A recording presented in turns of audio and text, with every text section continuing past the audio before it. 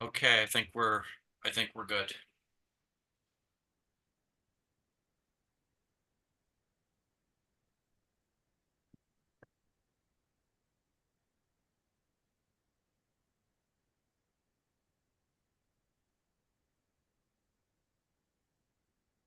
You're on mute, Nora.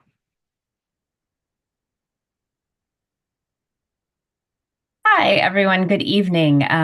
We are here for our regular meeting of the Ordinance Committee. I will be chairing the meeting today in the absence of our chair, Lisa Shanahan. Before we begin the meeting, I just wanted to make a quick announcement. As a council, in response to some of the unfortunate incidents of the last month, have made some changes to our meeting procedure regarding video conferencing, and you will see those updates on the agendas. In particular, one of those updates is that we will not be reading comments into the record going forward. However, today, because there might have been some confusion about the applicable rules, we will be reading emails that were received that were requested to be read into the record. So I just want to be clear that we, again, encourage everyone to review the revised policies and procedures going forward. They will apply to all meetings of all council committees, and they are intended to make sure that we are all protected from unfortunate, uncouth, for lack of a better word, behavior that we've been subject to. That being said, we will move on to our roll call. I see Councilmember Goldstein, Councilmember Lopez, Councilmember Seed, Councilmember Dunn, and Councilmember Murray. Am I missing anyone else today? Okay, great. All right, so moving on then to our next agenda item. The first item on our agenda is a public hearing. We will discuss and vote on Section 9.3, procedure for the sale of city property. Brian, do we have anyone who is here to speak on these new proposed ordinance on the sale of city property? If Okay. anyone is, oh, go ahead. Yes, I'm sorry. So we have Diane Laura Cho is the only one with her hand raised. So I'm gonna promote her and ask her if she wants to speak about this. And if not, I'll put her back and then she can tell us which one she wants to speak on. So we'll let her on. And Diane, if you could lower your hand and please pause. Please give your full name and record, full name and address for the record, and pause before you begin. Okay, yes. Can you hear me? Yes, and again, Okay. we're speaking public comment right now just on Section 9-3 procedure for sale of city property. We'll be getting to the other public comments shortly. Okay, thank you. Thank you, Madam Chair and the Ordinance Committee and staff. For the record, my name is Diane Lauricella. I live at 21 Little Fox Lane. Tonight, I plan to speak at least two of the three public hearings on ordinance changes. Tonight, I did review quickly the proposed ordinance, and I feel that the $50,000 amount is too high. I don't know what the magic number is, but I'd like you to reconsider $50,000. That's especially in light of the sale of real property. I do wanted to ask that you consider a caveat that it not be assumed, but that it be part of this ordinance, that you add as a first step that you as an ordinance committee receive the proper appraisal for real property. We had an issue with the most recent $1,000 sale to a Rowayton couple, a well-meaning Rowayton couple, but quite frankly, it was a giveaway, $1,000 for a chunk of land that Mr. Lowe said was worthless, and it was a wetland, and wetlands are not worthless, number one. Number two, it had been appraised for a much higher amount, and because of it wasn't according to how I read the ordinance, if it's under 50,000, the city would not even have to put this to a public hearing or a legal notice. Now, I may have misread that. So that's why I believe, number one, you need a proper appraisal so that all of you know apples to apples. Number two, $50,000 I feel is too high of an amount I think that if it's something like 10,000 or 5,000, then it must go to public hearing. Those are just my thoughts on this particular ordinance change. Thank you very much. Thank you, Diane. Thank you. Brian, do we have anyone else to speak on this issue? If anyone else would like to speak on the first item for public comment, which is section 9-3 sale of city property, please raise your hand right now, or we will close public comment as it pertains to the public hearing on section 9-3. Nobody else is raising their hand, Nora. Okay, terrific. Committee members, does anyone have any comments that you want to make on this proposed ordinance before we take a vote?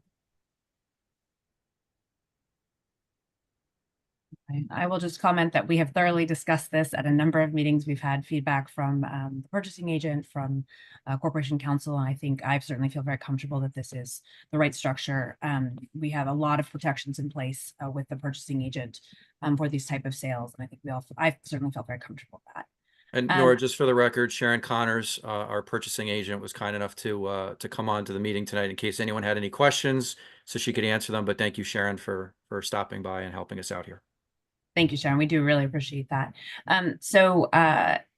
Hearing no other comments, I will call for the question. All those in favor of voting to move this ordinance to the Common Council following our public hearing tonight, please signal by raising your hand or vote saying aye. Aye. Okay, that appears to be unanimous. Brian, anything else we need to do to close the public hearing on this item before we move to the next one? No, we can just move. And now that we've had public comment, we've discussed it as a committee. There's been a vote to send it to Common Council, which has been approved unanimously. So now we can move on to the next item, which would be discuss and vote on Chapter 58A Blight Prevention. So if anyone would like to speak on this matter, please raise your hand. Okay, we have Diane again. So Diane, if you could lower your hand, and again, please state your name and address for the record. Pause for a moment, and then I'll let you know when you can begin. Okay, yes, for the record, my name is Diane Lauricella, 21 Little Fox Lane in Norwalk. Thank you, Diane. You can go ahead.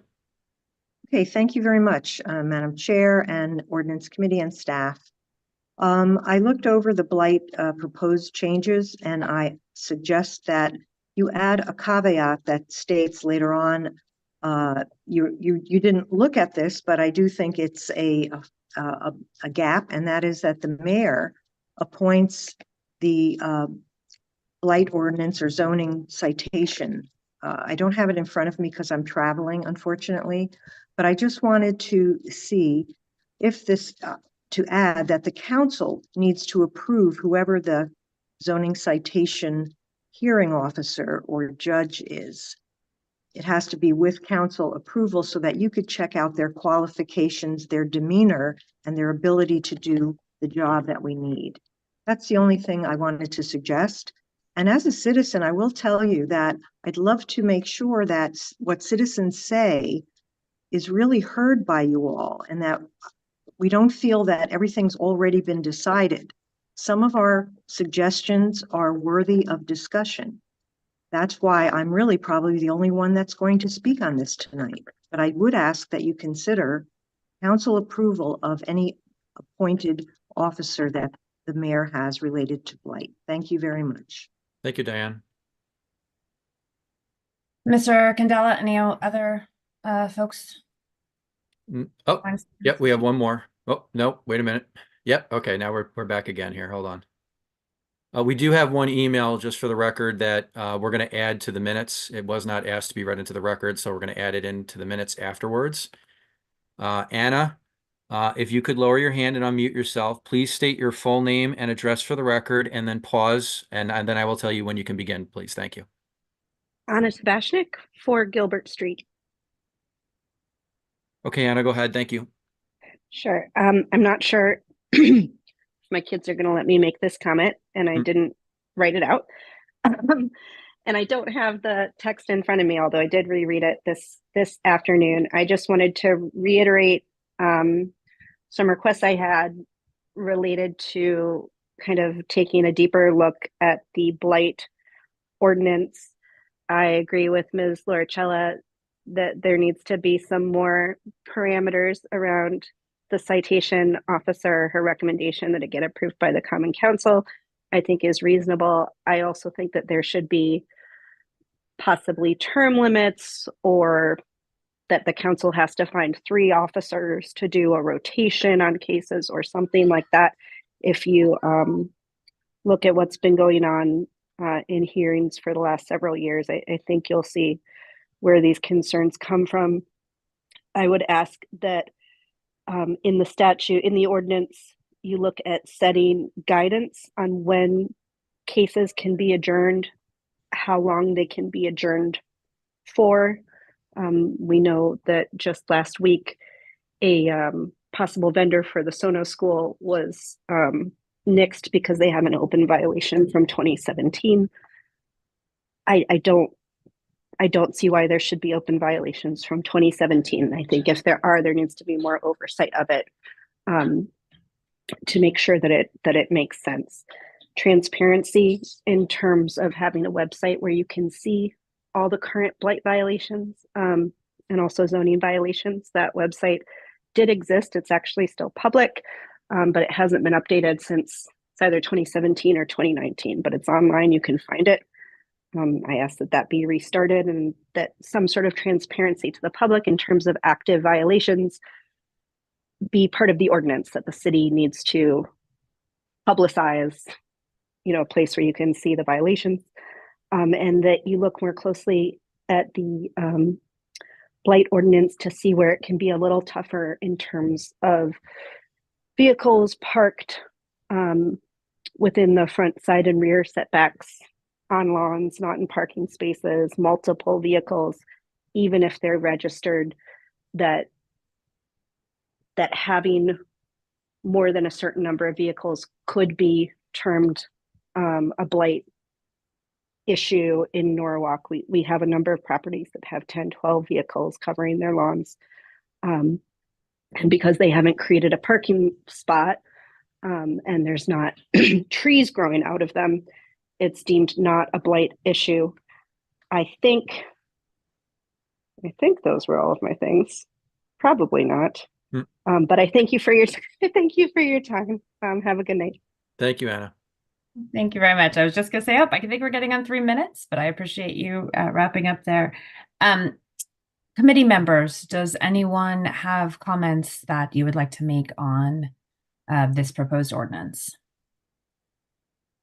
I just want to just quickly commend the efforts. I know that Lisa Shanahan, Jess Vonashak, Bill Ireland, and the team put a lot of work and thought into this, and I think this is a valuable step forward. Others? Ms. Dunn? I think that I agree with Anna and Diane that I think feels to me like it's being rushed, that we could probably have a little more oversight of the blight officer. I know that we've had issues in our neighborhood with people getting blight citations for things that were not actually part of an existing ordinance. So I don't know I don't know how that person is hired or appointed, but I think we need to look at making sure that they're trained properly so that, we don't end up being liable. Because I know that there are some things coming down the pike with some residents who are upset about that aspect of it. And I know that I have watched a lot of the ordinance meetings and the things do go on for way, way too long. And I know, Brian, we talked about the fact that there should be some kind of flow chart with more of a time frame built in to give the ordinance officers more of a toolbox to use. So that's how I feel about it. Thank you. Others? I will just add that I think that as we all know, we are bringing additional blight enforcement folks on. It would not surprise me if there are future conversations on some of these points. I do hope that Ms. Loracella and Ms. Tabachnik are aware that we do take comments very seriously. It doesn't mean that we are necessarily prepared to implement them at the given moment.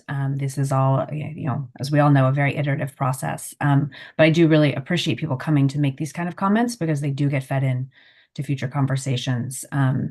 And certainly I appreciate very much the thoughts that they have on these issues. And I know that Ms. Vonchek is here and is able to hear them. And that's the kind of valuable feedback that allows us to consider future options as well.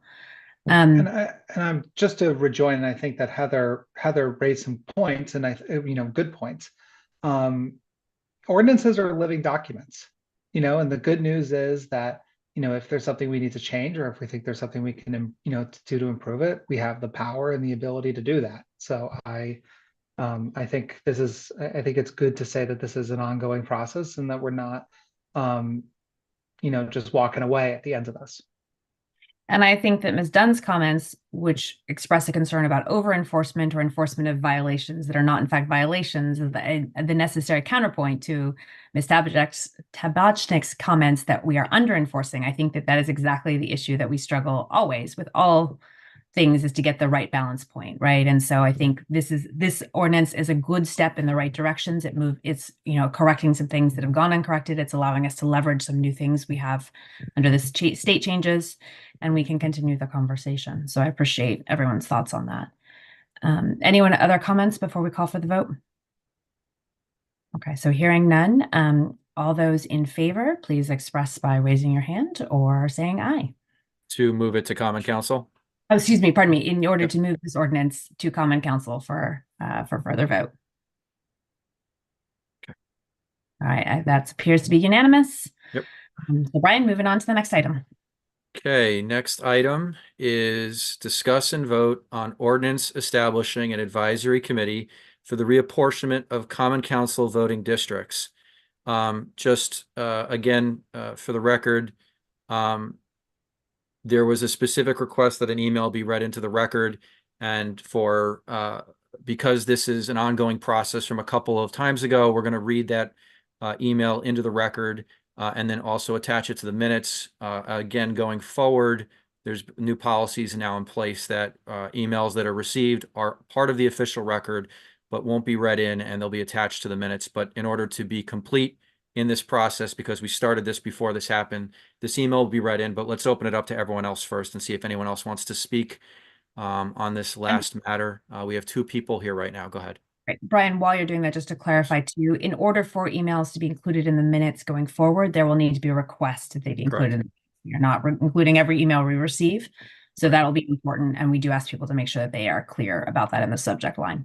Yeah, there are directions that you will see on the first page of the agenda, on this agenda and future agendas going forward, that will explain to somebody how to have their written comments put in if they cannot come and speak live.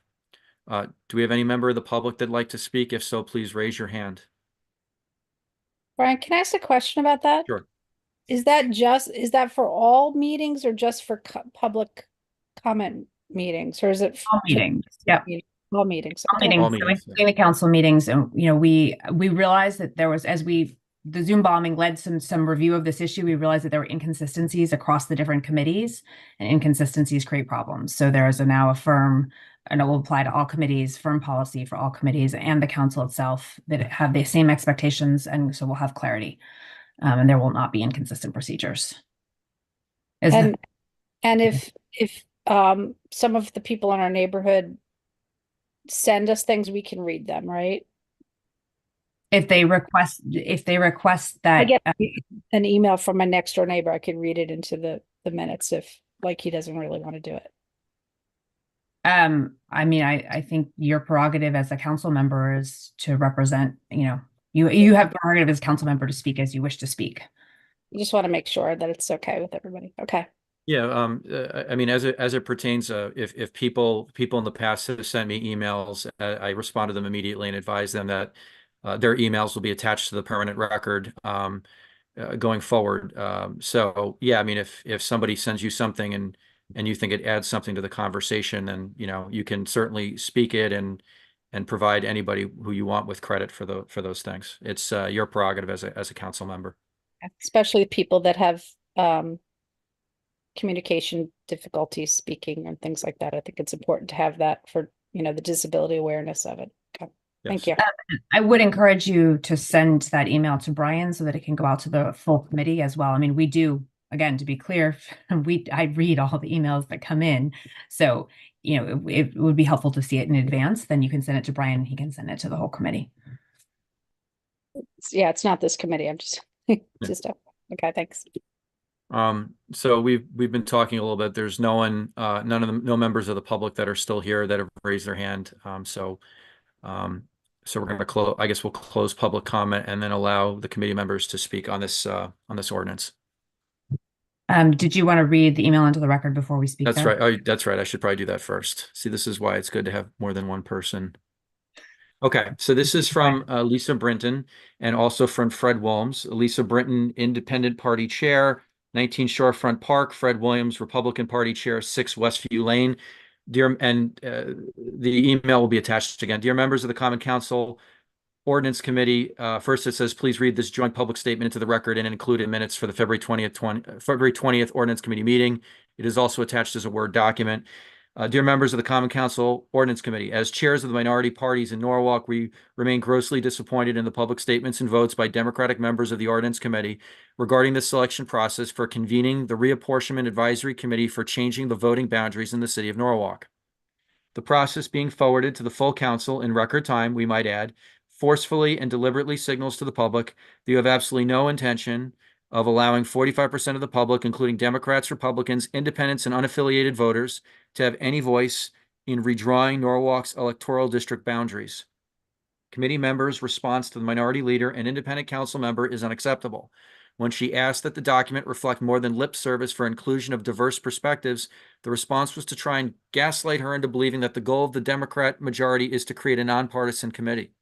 The 45% of us in the minority know better than to believe the redistricting committee will composed of anything but acceptable insiders when the authority to put forward names rests in the hands of one person. We also know that there is nothing in the proposed language blocking that from happening. The viewpoint being expressed that elections have consequences or to the victor belong the spoils is insulting and undemocratic. Why we don't call it what it is, codification of gerrymandering for the next 50 years.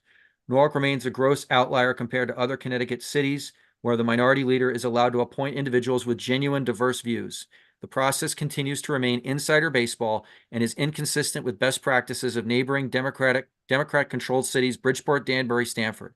It is also inconsistent with the bipartisan approach the Connecticut State Legislature utilizes to map both state and federal districts. Concentrated power in a single party has everything to do with special interests and little to do with democracy, serving constituents, or improving our city. The concept of checks and balances was to limit the power of a single individual body of government or party. Concentrated power in Norwalk has bred cronyism and conflicts of interest. Given the Ordinance Committee's failure to consider any sort of fairness in this procedure, you have left us with no other recourse than to file a joint ethics complaint with the appropriate city and state agencies. And then it's emailed by Lisa Brinton and Fred Williams, as indicated earlier. Thank you, Brian. Yep. Do any committee members want to, and we have no one else who's raised their hand to speak? Let me just double check one more time. No one's raising their hand. Are there any committee members who wish to speak? Okay, so I will comment only to say that I really, again, I want to thank Brian. I want to thank Steve Mednick. I want to thank the members of this committee. I want to thank Stuart Wells. We spent a substantial amount of time discussing this. We had a special meeting January on this point in order to give us more time to discuss this. I want to stress this, lest there be any confusion, that the committee that is being appointed is a committee that in fact has no political party as a majority. There will be no more than 3 members of any political party, and that will necessitate the appointment, given that there's 7 people, of at least one, if not more people who are registered as unaffiliated or independent. So this will not, in fact, be a bipartisan committee because this is not a bipartisan city. Our stats actually are that our unaffiliated voters are a very substantial block. And that is one of the many reasons that this committee did not feel that the quote unquote bipartisan approach was actually in fact appropriate for this city. I will also want to reiterate that this ordinance requires redistricting every 10 years. So there will be a new committee every 10 years. Lest there be any confusion, I believe there's some reference to this lasting longer than that. So this is a 10-year redistricting. In future years, it will be done following the census, as is done everywhere else. I'm really grateful for the hard work of everyone coming to a nonpartisan solution that, again, does not give any political party a majority on this committee in order to strive for a nonpartisan redistricting. That, again, given the limits that we've set forward, including the intent to respect historical boundary lines as much as we can while maintaining our constitutional obligations to ensure that every citizen has an equal vote. I think that this committee, based again on models that exist in other towns in Connecticut, will do good work for our city. If no one else has any comments, then we will call for the vote on the question to move this to the Common Council. Okay, so seeing none, anyone that would like to vote aye can do so by raising their hand or saying aye. Okay, all those opposed have the same right.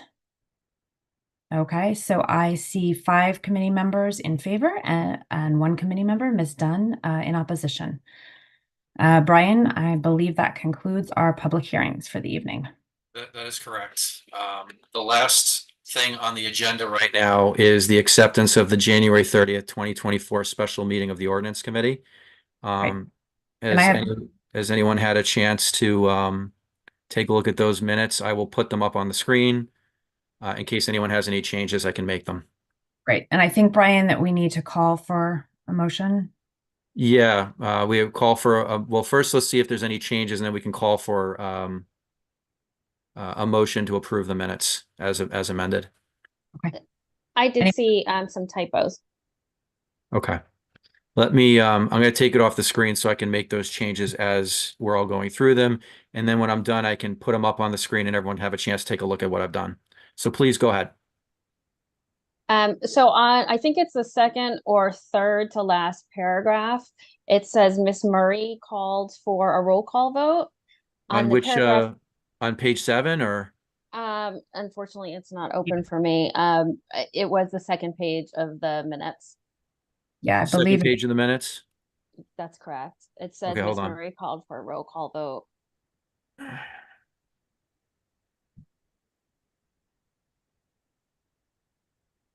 Madam Chair, is it all right if I leave? I don't think you need me for the minutes. Go ahead, Steve. No, Thank you. Thank you. Thank you to Appreciate Steve. it. And thank you to Nice seeing Jessica for everybody. both coming. Yes. Ditto Bye-bye. for me. Thank Yes, you, thank you. Stuart. Yes, Appreciate take care, it. Stuart. Okay, I have this up here. I'm going to look for Murray and see where it might Yep, show it's up on the here. next It's on page 6. There it is. Miss Murray requested a roll call vote. Go ahead. Right, that whole sentence probably could be struck because it actually talks about Miss Dunn doing that in the paragraph underneath. So Miss Dunn had called for it. So right where it says right after Stratford, it probably can just start. The she could just be changed to Miss Murray said that after Mr. Williams spoke, she felt that going back to the mayor would be a balanced, fail-safe process. And I would say said that after Mr. Williams spoke and researching the Stratford structure, Stratford's fail-safe structure, she felt that going back to the mayor would be a balanced, fail-safe approach. Okay, got it. And then I thought the rest was correct from there. Okay. Anyone else have any other changes or corrections? Yeah. Also page 6, it says something about starting the third to last paragraph, the last sentence. It says he said he didn't see a problem with this and added having an arbitrary veto power was something that committee should entertain. It's I think not having an arbitrary veto power. Honestly, I don't remember exactly what I said, but it was definitely not in support of having arbitrary veto power. I can tell you that. Okay. Maybe it was That's that not in the there. committee, maybe it was that the committee should not entertain. That might be the right place for that nod. Yeah, that's actually correct. Yes. Okay. Thanks, Nora. Thank you. That's all I have. Anybody else?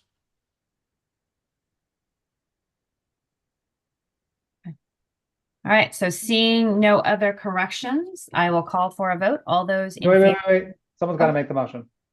Yeah, Oh, someone's gonna make a yes. motion to approve the minutes as amended. All right, Melissa?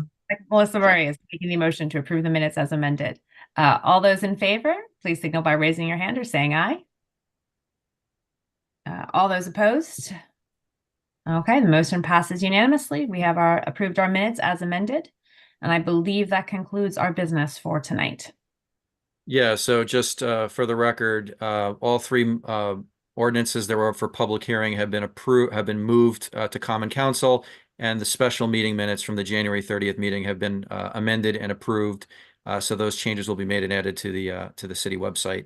And the other items will be placed on the February 27th, 2024 Common Council agenda. Great. Thank you very much, Brian. Really appreciate it. Thank you all for your time tonight. Thanks, everybody. Have a good night. Bye.